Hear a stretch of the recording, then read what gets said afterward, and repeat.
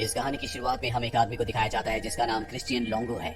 दरअसल इसके ऊपर इसकी पत्नी और इसके 3 बच्चों के कत्ल का इल्जाम है। पुलिस ने इसे पकड़ लिया है, लेकिन पुलिस को ये अपना असली नाम नहीं बताता, बल्कि अपना नाम माइकल फिंकल बताता है। माइकल फिंकल एक रिपोर्टर है जो द न्यूयॉर्क टाइम्स में जॉब करता है और आज उसने अपना 9वां आर्टिकल लिखा है जो कि एक मैगजीन के कवर पेज के लिए है। इस आर्टिकल के पब्लिश होने के बाद माइकल का जो बॉस उसका एडिटर है उसे अपने पास बुलाता है और कहता है कि जो तुमने आर्टिकल लिखा है वो फिक्शनल है। दरअसल तुम चाहते हो कि सब तुम्हारी स्टोरी पर ध्यान दे, तुम्हारी स्टोरी को सब पढ़े, इसीलिए तुमने ऐसा किया है। तुमने जर्नलिज्म के बेसिक प्रिंसिपल्स को तोड़ा है और अब माइकल को उसकी जॉब से निकाल दिया जाता है। इस बात से माइकल बहुत ज्यादा परेशान हो जाता है क्योंकि अब उसके पास कोई भी जॉब नहीं है। वो अपने घर वापस आता है जहाँ उसकी पत्नी जिल है। वो चाहता है किसी भी कीमत पर एक बार फिर से एक रिपोर्टर की जॉब हासिल कर ले, लेकिन उसे कहीं भी कोई भी जॉब नहीं मिल रहा होता क्योंकि उसे द न्यूयॉर्क टाइम्स मैगजीन से निकाला गया है, जो दुनिया की लगभग सबसे बेहतरीन मैगजीन्स में से एक मैगजीन है। माइकल को अगले 2 सालों तक कोई भी जॉब नहीं मिलता और साल आता है सन 2003 का, जब माइकल को एक रिपोर्टर का कॉल आता है जो कि ओरेगन से होता है और वो माइकल को क्रिश्चियन लोंगो के बारे में बताता है जिसके ऊपर उसकी पत्नी और उसके 3 बच्चों के कत्ल का इल्जाम होता है। वो माइकल से कहता है कि जब उसे न्यूयॉर्क में पकड़ा गया था तो उसने अपना नाम तुम्हारा नाम बताया था, यानी कि माइकल फिंकल।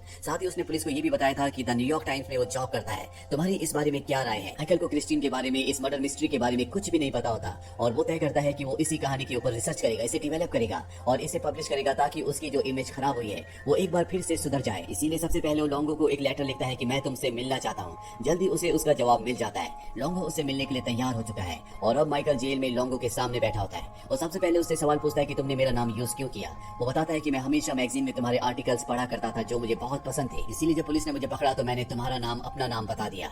और अब माइकल उससे पूछता है कि मैं तुम्हारी पूरी कहानी को जानना चाहता हूँ। लोंगो कहता है ठीक है, मैं तुम्हें अपनी पूरी कहानी बताऊंगा, पर 2 शर्त है। जब तक मेरा ट्रायल खत्म नहीं हो जाता तब तक तुम मेरे बारे में, मेरी कहानी के बारे में किसी को कुछ नहीं बताओगे और दूसरा तुम मुझे अपनी तरह लिखना सिखाओगे। दरअसल वो उसके आर्टिकल्स का दीवाना होता है और वो भी चाहता है कि वो माइकल की तरह लिखे।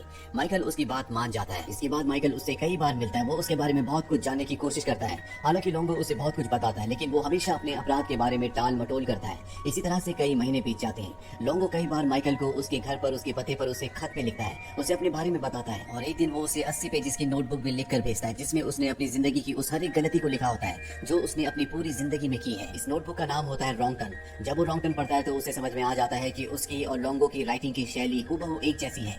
जिस तरह के स्केचेस वो अपने आर्टिकल्स में लिखता था, बनाता था, ठीक उसी तरह के स्केचेस लोंगो ने भी अपनी डायरी में बनाए होते हैं। माइकल फिंकल उससे और भी ज्यादा इंप्रेस हो जाता है। वो उसे जेल में कई बार मिलने जाता है और इसी तरह से कई महीने बीत जाते हैं और एक दिन वो लोंगो को बताता है कि मैं तुम्हारे बारे में कोई आर्टिकल नहीं लिखना चाहता क्योंकि तुम्हारी कहानी इस तरह की है जिसे एक आर्टिकल में नहीं लिखा जा सकता। मैं इस पर एक किताब लिखना चाहता हूँ और तुम्हें मुझे सब कुछ सच सच बताना होगा।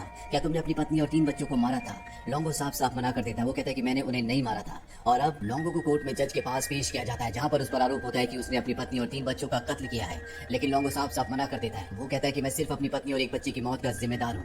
इसके बाद लोंगो को जेल वापस लाया जाता है और जब ये बात माइकल को पता चलती है तो गुस्से से आग बबूला हो जाता है क्योंकि लोंगो ने उसे कहा था कि उसने अपनी पत्नी और बच्चों को नहीं मारा। वो लोंगो के पास आता और कहता है कि तुमने मुझे कहा था कि तुम निर्दोष हो, पर कोर्ट में जज के सामने तुमने कहा कि तुम अपनी पत्नी और एक बच्चे की मौत के जिम्मेदार हो। तुम एक छोटे इंसान हो, मैं तुम्हारी बातों पर विश्वास नहीं करूंगा। लोंगो बड़े प्यार से उसे कहता है कि तुम मेरे एक अच्छे दोस्त हो, मैं किसी को प्रोटेक्ट करने की कोशिश कर रहा हूँ जिनके नाम मैं तुम्हें नहीं बता सकता और तुम्हें मेरी बातों पर विश्वास करना होगा। माइकल पूरी तरह से कंफ्यूज है। उसे नहीं पता कि वो सच बोल रहा है या झूठ बोल रहा है, उसे उसकी बातों पर विश्वास करना चाहिए कि नहीं। और जब वो बाहर आता है तो वहाँ पर उसे वो डिटेक्टिव मिलता है जिसने लोंगो को गिरफ्तार किया था। और डिटेक्टिव माइकल से कहता है कि लोंगो एक शातिर इंसान है, वो कोर्ट को गुमराह करना चाहता है, इसीलिए जानबूझकर उसने जज के सामने अपनी पत्नी और अपनी बेटी की मृत्यु की जिम्मेदारी ली, जबकि उसने अपने 2 और बच्चों की मौत की जिम्मेदारी नहीं ली। दरअसल वो सबको गुमराह करना चाहता है। वो जो कुछ तुम्हें बताता है वो सब कुछ झूठ है। वो बहुत ही तेज इंसान है, तुम्हें उसका साथ नहीं देना चाहिए, बल्कि उसने अब तक तुम्हें जो कुछ बताया तुम्हें सब कुछ कोर्ट में जाकर बता देना चाहिए। तुम एक सरकारी गवाह बन जाओ। पर माइकल साफ साफ मना कर देता है। वो कहता है कि मैंने लोंगो से वादा किया है कि मैं उसकी किसी भी बात को किसी को नहीं बताऊंगा। लेकिन अब माइकल को कहीं ना कहीं अंदर ही अंदर ऐसा लगता है कि कहीं वो ऐसे इंसान पर विश्वास तो नहीं कर रहा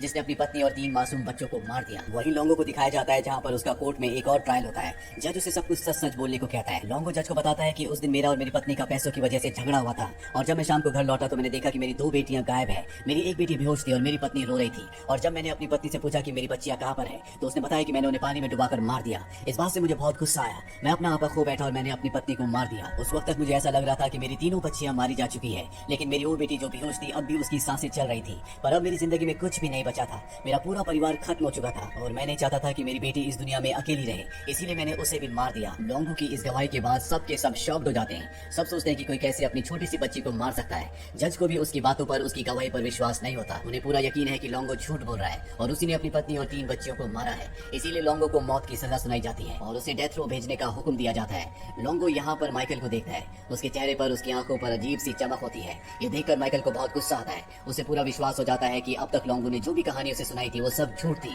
दरअसल वो ऐसा इसलिए कर रहा था ताकि वो कोर्ट को जो भी स्टेटमेंट दे उस पर ज्यादा विश्वास किया जा सके, पर किसी ने उसकी बातों पर विश्वास नहीं किया और अब उसे डेथ रो भेज दिया गया है। कुछ दिनों बाद माइकल एक बार फिर से लोंगो से डेथ रो मिलने जाता है और उसे कहता है कि तुम झूठे हो, तुमने अपने पूरे परिवार को मारा था। पर यहाँ पर एक बार फिर से लोंगो उससे झूठ कहता है और कहता है कि जब मैं अपने घर पहुंचा तो मैंने देखा कि मेरी पत्नी मेरी बेटी को मार रही है। इसके बाद मैं ब्लैकआउट हो गया, मुझे कुछ नहीं पता चला कि क्या हुआ। पर अब माइकल उसकी बातों पर विश्वास नहीं करता और कहता है कि तुम झूठ बोलते हो, तुम ही मर्डर हो, तुमने अपने पूरे परिवार को मारा है। अब मैं तुम्हारी किसी बात पर विश्वास नहीं करूंगा। लोंगो से कहता है कि तुम में और मुझ में कोई फर्क नहीं है। तुम अपनी किताब पूरी करने के लिए एक ऐसे आदमी से बात कर रहे हो जिसने अपने पूरे परिवार को मारा है, क्योंकि तुम अपने करियर को बचाना चाहते हो, ठीक उसी तरह जिस तरह से मैं अपने आप को बचाना चाहता हूँ। ये सारी बातें सुनने के बाद एक पल के लिए माइकल स्तब्ध हो जाता है, क्योंकि कहीं ना कहीं ये सच होता है और इसके बाद वो यहाँ से चला जाता है। अब उसकी बुक कंप्लीट हो चुकी है जिसका नाम वो रखता है ट्रू स्टोरी। और जब वो बुक का पहला पेज सबको पढ़कर बताता है तो ये लोंगो के बारे में होता है, जिसमें उसने लिखा होता है कि लोंगो पर उसे बहुत गुस्सा आता था और इंसान गुस्सा उसी पर करता है जिसकी वो केयर करता है। हालांकि लोंगो मुझे हमेशा से बेवकूफ बनाना था, लेकिन उसकी कहानी ने मेरी जिंदगी को एक मोड़ दिया। उसकी बातों से मेरी जिंदगी में बहुत प्रभाव पड़ा। वो मेरी जिंदगी में एक तूफान लेकर आया जिस तूफान में मैं बच गया। अब वो अपनी किताब पढ़ना बंद करता है और तभी वहाँ पर बहुत सारे लोग और रिपोर्टर होते हैं जो उससे सवाल करते हैं और तभी वहाँ पर उसे लोंगो भी दिखता है, जो कि उसका भ्रम होता है।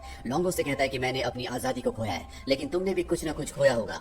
माइकल उसकी इस बात का कोई भी जवाब नहीं दे पाता। इस बात के कुछ सालों बाद दिखाया जाता है कि लोंगो अपने गुनाह को कबूल कर लेता है। वो एक्सेप्ट कर लेता है कि उसने अपने पूरे परिवार को मारा था। वही माइकल लोंगो की वजह से एक कामयाब राइटर तो बन चुका है, लेकिन वो कभी भी द न्यूयॉर्क टाइम्स के लिए दोबारा नहीं लिख पाया। वही लोंगो ने जेल से कई आर्टिकल्स लिखे जो कई पब्लिकेशंस में छपे, यहाँ तक कि द टाइम्स में भी। इस कहानी के अंत में बताया जाता है कि माइकल हालांकि लोंगो से नफरत करता था, लेकिन हर महीने की पहले संडे को वो हमेशा लोंगो से बात किया करता था। और इसी के साथ ये कहानी, जो कि एक सच्ची कहानी है, यहीं पर खत्म हो जाती है।